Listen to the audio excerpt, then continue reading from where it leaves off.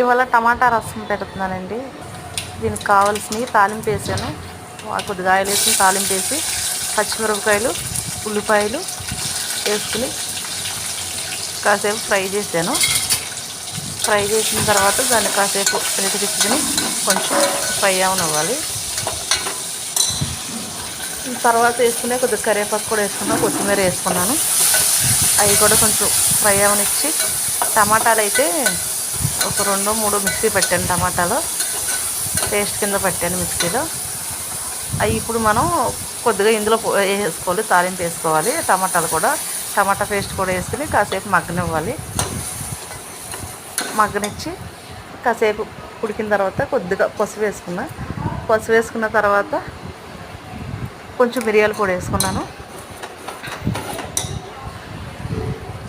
తర్వాత మిరియాల పొడి వేసుకున్న తర్వాత కొంచెం సాల్ట్ కూడా వేసానండి. 1 స్పూన్నర వేసాను సాల్ట్ వేసుకుని దాన్ని కొద్దిసేపు మగ్గనివ్వాలి. కొద్దిగా ఫ్రై అయిన ఇచ్చిన తర్వాత కొద్దిగా చింతపండు కూడా వేసుకుని దాన్ని కూడా కొద్దిగా అటు ఇటు తిప్పుకుని కొద్దిగా ఫ్రై అవ్వాలి. అది కూడా ఉడకాలి. ఉడికిన తర్వాత నేనైతే వాటర్ పోసేసుకున్నాను. కొద్దిగా గిన్నెకి కొంచెం వెళ్తుగా వాటర్ పోసుకుని పంచదార కూడా వేసుకుంటున్నానండి. బెల్లమైనా వేసుకోవచ్చు, చక్కెరైనా వేసుకోవచ్చు. నేనైతే పంచదార వేసాను. వేసుకుని దాన్ని బాగా కొంచెం అటు ఇటు కలుపుకుని కొంచెం పొంగు వచ్చిన తర్వాత కొద్దిసేపు మరగాలి. మరిగిన తర్వాత పక్కన నేనైతే బెండకాయ ఫ్రై కూడా పెట్టుకున్నాను.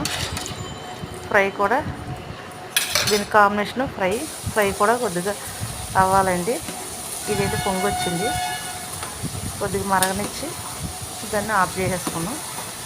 బెండకాయ ఫ్రై కూడా కొద్దిగా అవ్వాలి.